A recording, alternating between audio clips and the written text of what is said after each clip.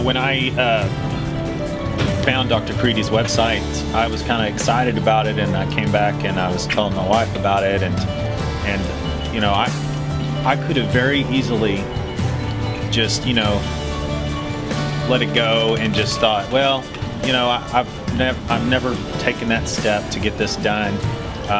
Maybe it's not for me. I don't know. Well, I told my wife about it, and she was super supportive.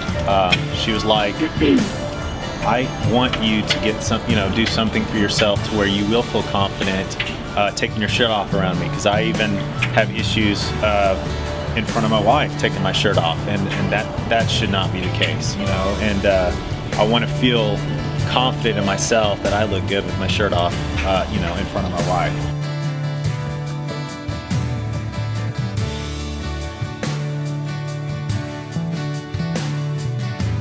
Okay, so Andrew's arrived from out of town. He's here with his wife.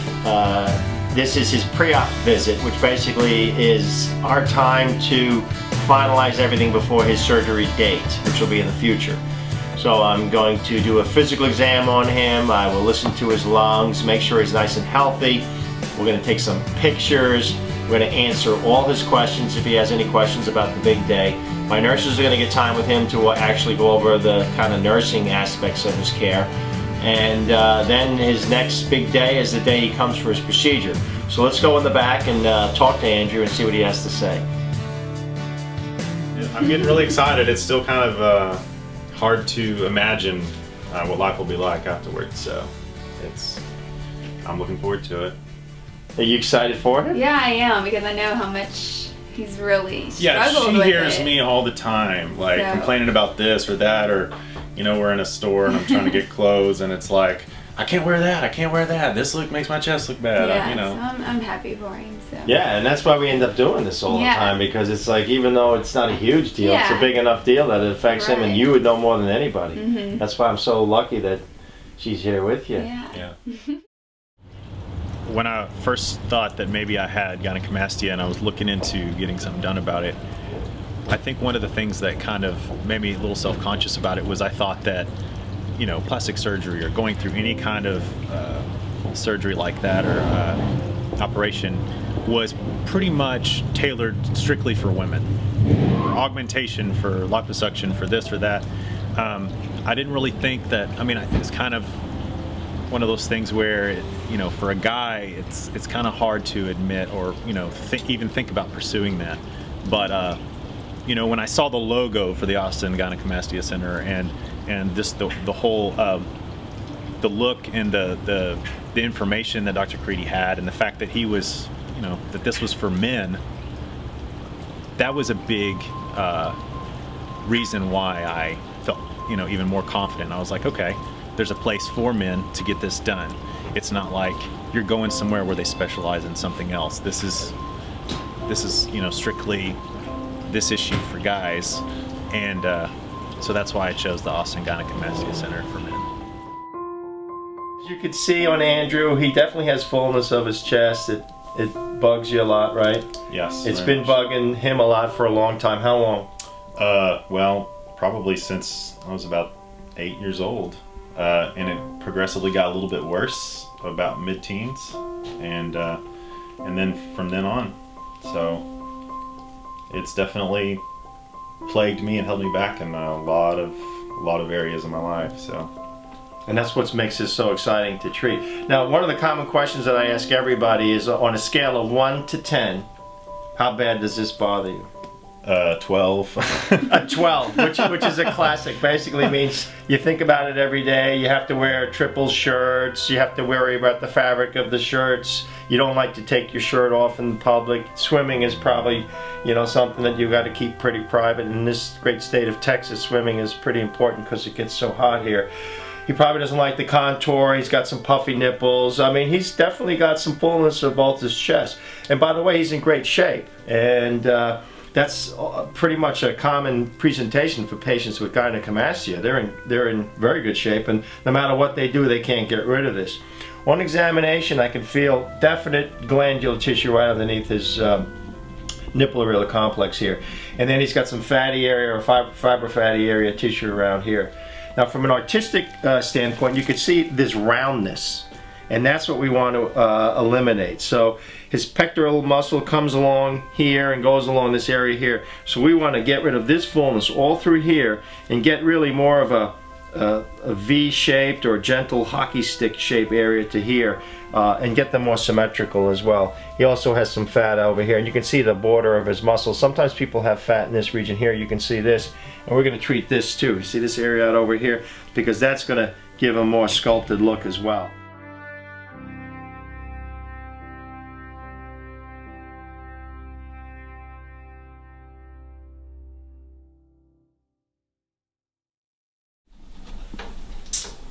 This is a picture of basically my before and after the last time I tried to get in shape, right before I went to Dr. Caridi. I was overweight. You can see the area right there where I've got the gynecomastia. Then I got really lean in my arms and everything, but you know, I've got a thick workout shirt on. Lean, and see I'm starting to see some abs here, but still not right in the chest area. So I mean, I just have this folder is just like in, you know, a span of 10 years of different attempts, different years trying to get rid of this area, this problematic area. You know, I'd get lean here, my arms would get, you know, in decent shape, but I just could never get rid of that. And I got much leaner than even this, where my abs were popping out and still had that little pooch in my chest area. So I'm anxious and excited. I'm less like ready to get to the other side. And like I said, I'm really anxious to be able to see what life is like without waking up and looking in the mirror and, you know, not liking what I see every day. So I'm sure it's going to be a great feeling, so I'm excited to see what that's like, and get on the other side of the surgery and begin the healing process, and see how it goes from there.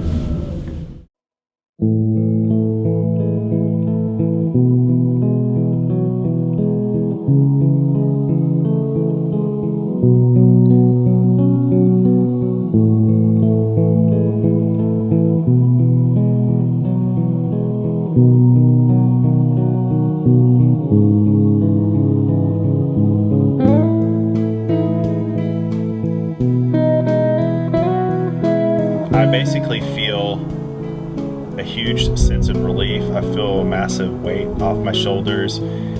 It's very strange to kind of almost retrain your brain when you wake up in the morning and you're looking in the closet and you know, all of a sudden all these options are available to you. You look in the mirror when you're getting ready in the morning and you're like, you know, like when you like what you see, it's just a total retraining of the brain. I could tell definitely my confidence level immediately. As soon as I finally shed the compression vest, I got to look at myself for the first time, my confidence level like shot through the roof, and that's a really great feeling. So we're at my home, this is my closet, and basically kind of going through, you know, this is the kind of stuff that I used to wear, really thick, double pocketed, any kind of thick material to kind of mask my chest area. I've gone through and kind of cleared out most all of that, and kind of went hog wild the other direction and started getting the items that I couldn't wear previously, like thinner V-neck shirts that are kind of athletic fit. I've got one right here. This has been in my closet for a couple years actually. Still got the tag. I just really liked this shirt, and I was like, if I get in good enough shape, I'll be able to wear this. And well, I can wear it now, but the material was just too thin for me to get away with it before. It's like I've gotten a bunch of pieces of my life back that I've never been able to enjoy, that the average person takes for granted. So it's just been really freeing. And I don't know, every day it's like I wake up and it's such a positive thought to start the day off with when I just look in the mirror and something that's plagued me for so long is gone. It's just like instantly it's going to be a great day, you know, because the thing that would always weigh me down is finally gone. And on Andrew, I had done a liposuction of his abdomen and his flanks, and we did his gynecomastia. We're going to follow up with him on Skype, and we're going to see how Andrew's doing, kind of get some feedback on the results, his experience, and how it's affected him mentally. And that's probably the big thing. Let's see how he's changed as a result of his treatment. And so it's a big day, it's an exciting day, and we hope you enjoy this video. So let's hook up with Andrew. Love the internet. It's a great way for me to keep in touch with my patients worldwide. Andrew! Hey! You there? I'm here. Fantastic. I have Ethan with me right now. We wanted to follow up with you, see how you're doing. It's been a little while since we spoke with you. Yeah, it's been a while. So how's it going? It's going pretty good. Tell me about it. How was the experience?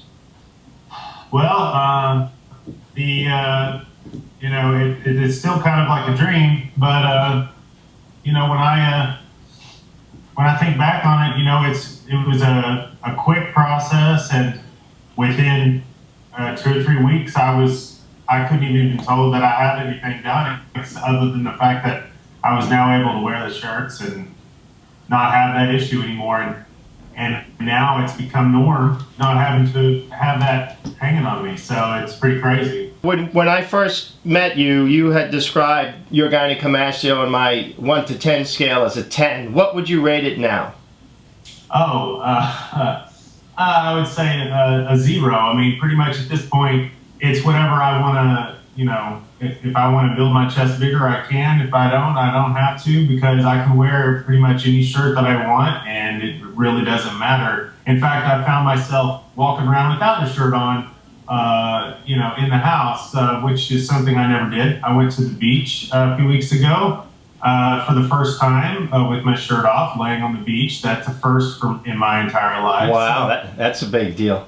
yeah, so in general, it's like I've been having to change my way of thinking, and I'll come across things that used to hinder me, and I'm like, you know, it's just a realization that, oh, I really don't have to worry about that anymore. Well, it's great to hear from you, Andrew, and we're really happy that you're doing well, and you have made us very proud, and we're fortunate that you chose us, and we couldn't be happier to share your story with people from really all over the world, because you're well-spoken, and I think you're an honest man, and I think that your experience can resonate with other people and help other people, so we appreciate that and wish you the very best. I just thank you so much for helping really change a very huge part of my life. Yeah, and that's a big deal to me, and you know that. And so once again, we appreciate you. Continue to help others by, you know, spreading the word of sorts, that if you notice anyone has gynecomastia, tell them to seek out attention and help. So folks, there you have it. A real life, another case from the Austin Gynecomastia Center, a patient 7 months after his procedure. Another out-of-town patient, keeping up with him on the internet in this case. Happy camper. It's more than just doing the surgery, it's really following up on how they're doing emotionally. He said he went from 10 out of 10 to a 0 out of 10, which is pretty amazing. So couldn't be happier to help this young man, and I hope that anyone viewing this video can take something away from it, and hopefully it'll be a positive incentive for you too to seek out some care. Thanks very much.